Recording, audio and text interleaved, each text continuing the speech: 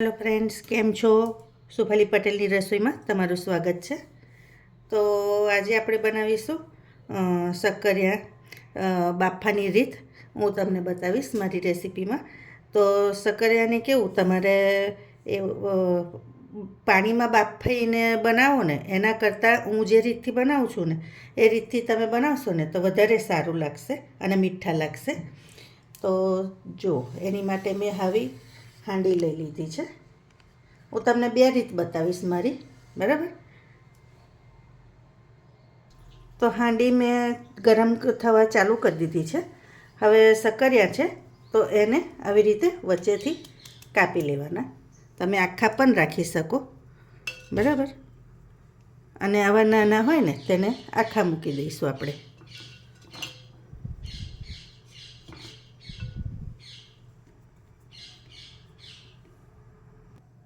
હવે તમે જુઓ, અંદર પાણી નથી રેડ્યું, આમ જ મૂક્યા છે.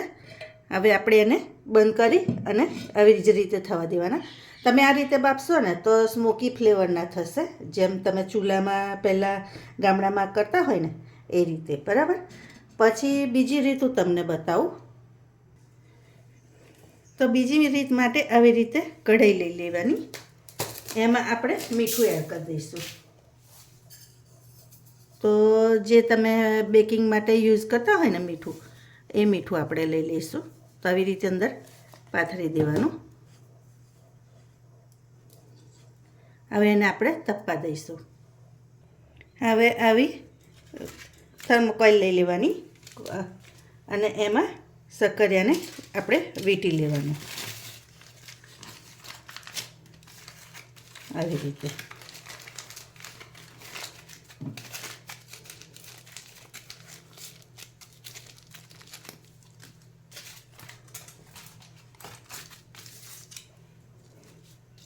તમે એને અડધું કરવું હોય ને તો અડધું એવી રીતે કરીને મૂકી શકો, બરાબર? એના બે ભાગ કરી દેવાના તમારે.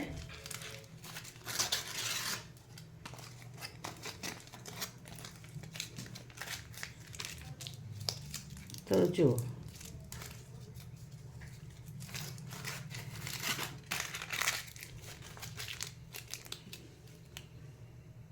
હવે આમાં ડાયરેક્ટ શેકવા મૂકી દેવાના આવી રીતે.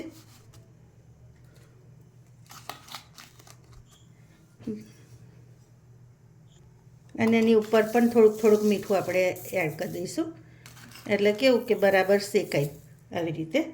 અને હવે એને ઢાંકી દઈશું.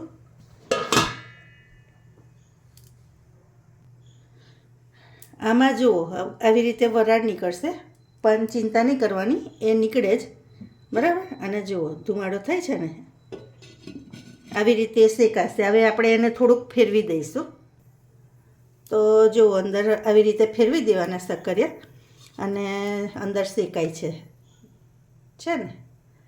એટલે આપણે હજી એને બંધ કરી અને મીડિયમ તાપે એને થવા દેવાનું. હવે આ સાઈડના પણ સક્કરિયા આપણે જોઈ લઈશું. એને પણ થોડાક થોડાક આપણે ફેરવી દેવાના આવી રીતે. એટલે કેવું બધી સાઈડથી શેકાવા જોઈએ. અને એની ઉપર આપણે મીઠું એડ કરી દેવાનું આવી રીતે.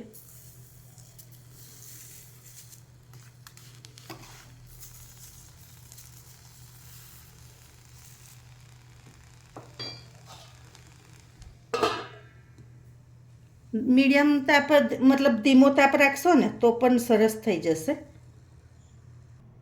તો ફ્રેન્ડ્સ, હવે આપણે આમાં જોઈ લઈએ. તો થઈ ગયા છે, જુઓ અંદર જાય છે. હવે એને બંધ કરીને આપણે ઠંડા થવા દઈશું. અને બીજા બતાવ્યું તો આ હાંડીવાળા બતાવું તમને.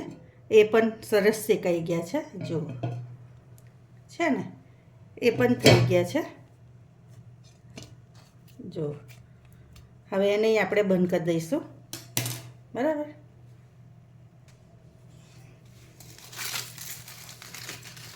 હવે આ ઠંડા થાય ને પછી એને આપણે વઘારીશું. તો જો કેવા સરસ ગરમ ગરમ છે. તો આવી રીતે તમે બાફશો ને તો પણ બહુ સરસ ફ્લેવર આવે છે.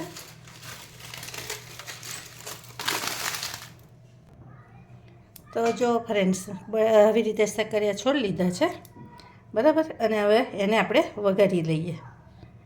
તો એને હું કાપી લઉં. તમારે જેવા કાપવા હોય ને એવા કાપવાના. ટુકડા કરવા હોય તોય વાંધો નહીં. હું જરા સ્લાઈસ કરીશ. તો જો આવી રીતે મેં ગોલ ગોલ સ્લાઈસ કરી લીધી છે. હવે એને વઘારી લઈએ. હવે આમાં આપણે સિંગ તેલ એડ કરી દેવાનું. ઉપવાસમાં કરતા હોય તો સિંગ તેલ જ એડ કરવાનું, બરાબર. તેલ થાય એટલે આપણે જીરું એડ કરી દેવાનું.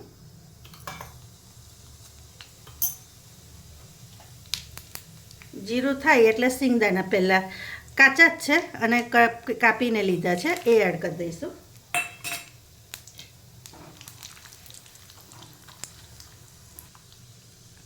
સિંગદાણા આટલા થાય એટલે આપણે તલ એડ કરી દેવાના.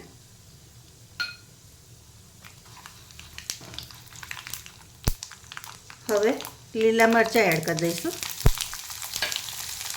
અને આદુની પેસ્ટ છે એ એડ કરી દેવાની.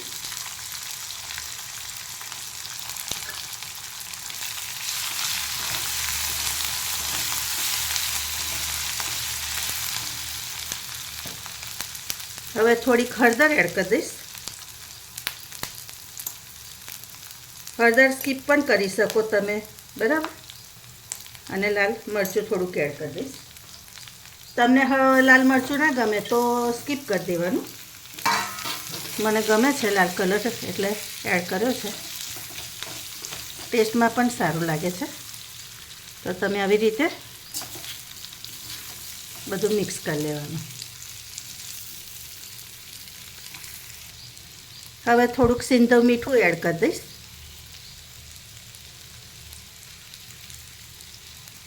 સંચળ પાવડર છે એ થોડોક એડ કરી દઈશ. અને થોડુંક લીંબુનો રસ છે એ એડ કરી દઈશ. હવે પ્રોપર બધું મિક્સ કરી લેવાનું.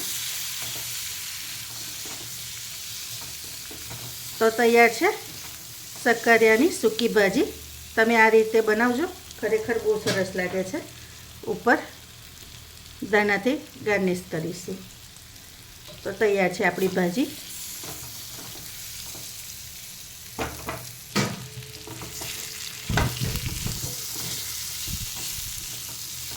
તો જો છે ને સરસ. હવે સર્વિંગ પ્લેટમાં લઈ લો. તો જુઓ ફ્રેન્ડ્સ, તૈયાર છે સક્કરિયાની સૂકી ભાજી. તમને મારી રેસીપી કેવી લાગી એ ચોક્કસથી કહેજો. લાઇક, શેર, સબસ્ક્રાઈબ કરજો. Thank you.